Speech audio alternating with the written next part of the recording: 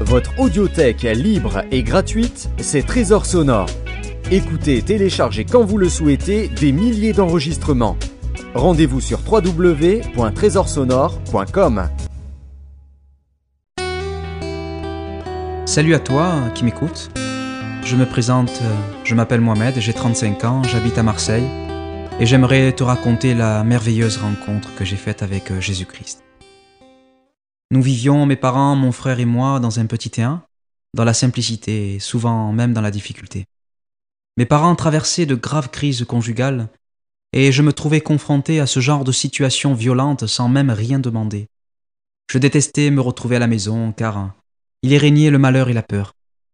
On me parlait souvent de religion dans le quartier, dans ma famille, mais jamais de l'amour véritable de Dieu. On me battait souvent violemment, je subissais toutes sortes de tortures physiques et morales. Tout cela provenait de mon père qui était très violent dans ces moments de crise. À mes 19 ans, à la suite d'une querelle avec mon frère, mon père se leva de son lit avec colère et prit sa défense. Sans aucune raison, il me mit dehors avec obstination. Son cœur s'était endurci et j'avais compris que pour moi, c'était le temps de partir. J'avais l'impression que le ciel me tombait dessus. Mon cœur s'était déchiré en 1000 morceaux. Je savais par une forte intuition que Dieu était là et que je ne manquerais de rien. Des amis m'ont hébergé, provisoirement. Cela m'a suffi pour trouver un foyer d'hébergement d'urgence à la DAS.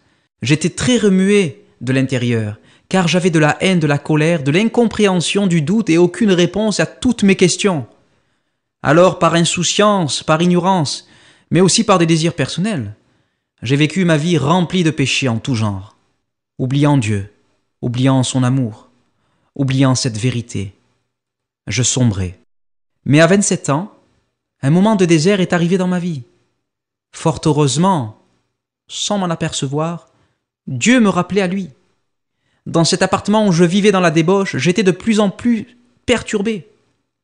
Ma tête était au centre d'un étau qu'on l'on serrait sans arrêt et je tournais en rond. Je me trouvais dans le tourbillon d'un mal qui m'enfonçait et d'un bien qui m'appelait. Au milieu de la nuit, sur mon oreiller, j'entendais des chuchotements démoniaques qui me persécutaient sans arrêt. Je sentais se déposer lourdement sur mes pieds, sur ma tête, le soir dans mon lit, une présence invisible. Elle m'écrasait presque toutes les nuits. Je me souviens de cette détresse, mais surtout de la peur qui m'envahissait. Que m'arrivait-il ? J'en ai quand même parlé à mes proches, qui m'ont recommandé de voir un taleb, un homme musulman qui enlève les sortilèges, à qui j'ai rendu visite sans tarder dans une détresse sans fin. J'ai observé tous ses conseils. Rien à faire. Cela me collait à la peau même lorsque je dormais ailleurs que chez moi. Un jour, ma mère m'apprit que mon père, celui qui était devenu mon pire ennemi, était gravement malade du cœur. Quel combat, simplement pour essayer de décrocher le téléphone et lui parler. Mais il fallait que je le fasse. Je sentais que Dieu me le demandait. J'eus de ses nouvelles, je lui proposai d'aller au restaurant un soir. Le soir venu, je me rendis 9 ans après notre séparation, en bas de chez lui, à l'endroit de mes cauchemars. Il se jeta sur moi pour m'embrasser et je restai raide comme un bâton sans pouvoir ni vouloir l'embrasser. Notre relation après cette soirée se résuma à un coup de téléphone par an. C'est lui qui m'appelait pour me souhaiter un joyeux anniversaire. Certes, nous avions repris contact, mais je ne lui avais pas pardonné. Je n'y arrivais pas. Je sentais dans mon cœur et je voyais dans tous les signes que Dieu faisait apparaître dans ma vie qu'il fallait que je pardonne à mon père, sans en connaître précisément la raison ni l'aboutissement, mais comment.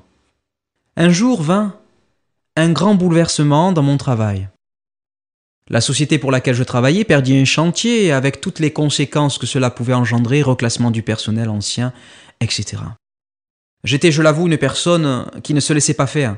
Lors de la table ronde, accompagné de mon employeur, des employés du syndicat, je sentais que je subissais une injustice. Au moment où je me levais impulsivement pour parler, j'entendis une voix si douce et si lointaine, au plus profond de mon cœur, qui me disait « Assieds-toi ».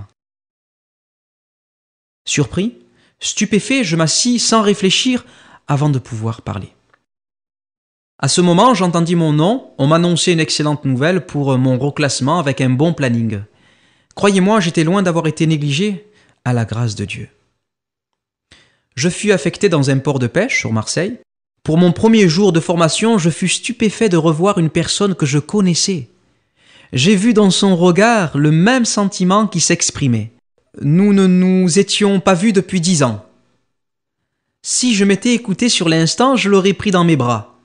Mais j'étais au travail et il fallait être consciencieux, du moins le premier jour.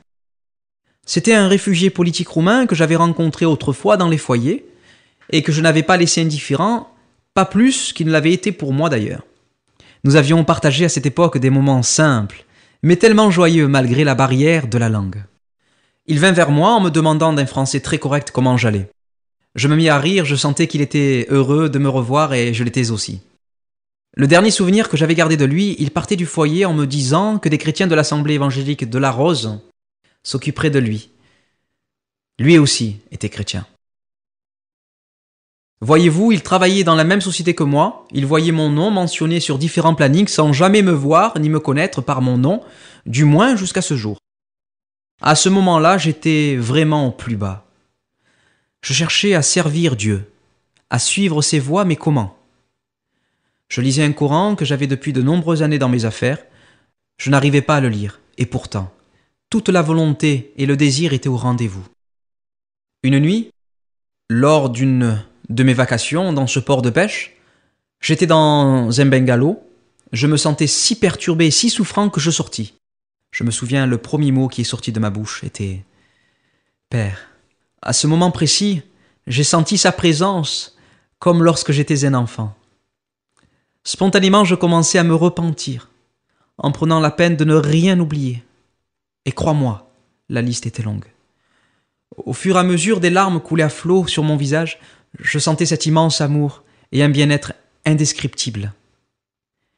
Dieu était là, à nouveau pour moi, le grand pécheur, l'infidèle. Je pleurais, je me vidais de cette amertume, de cette colère. Dieu m'a pris dans ses bras. Et à la fin de tout cela, je lui ai fait une seule prière.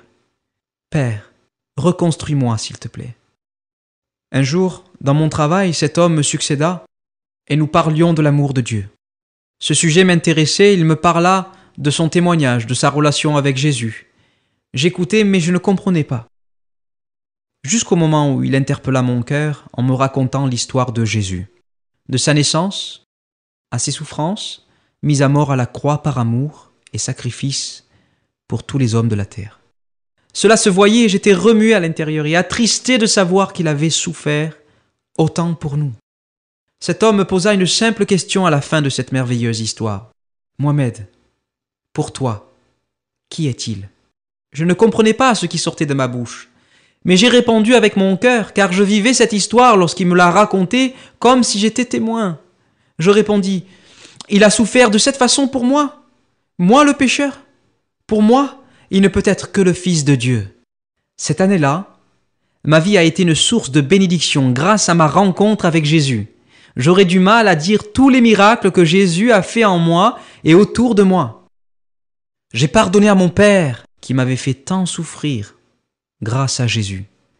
J'ai été guéri de ce mal étrange qui me poursuivait, de mes angoisses, de ma solitude. J'ai été délivré de mon ancienne vie, avec tous ses liens, tous ses vices, et par-dessus tout, je venais aussi d'être pardonné et d'être sauvé pour l'éternité en Jésus-Christ. Jésus a fait de moi une nouvelle créature et un autre homme. Je suis un témoin vivant de l'œuvre qu'il a faite en moi, de sa présence, de son amour. Dieu t'aime, mon frère, ma sœur. Jésus dit dans Jean, chapitre 3, versets 16 à 17, « Car Dieu a tant aimé le monde, qu'il a donné son Fils unique, afin que quiconque croit en lui ne périsse point, mais qu'il ait la vie éternelle. Dieu en effet n'a pas envoyé son Fils dans le monde pour juger le monde, mais pour que le monde soit sauvé par lui. Confie-toi en Jésus. Il est le chemin, la vérité et la vie. » Jésus dit dans Jean, chapitre 10, versets 7, 9 et 11, « En vérité, je vous le dis, moi je suis la porte des brebis. Si quelqu'un entre par moi, il sera sauvé. Il entrera, il sortira et trouvera des pâturages. Moi je suis le bon berger. Le bon berger donne sa vie pour ses brebis.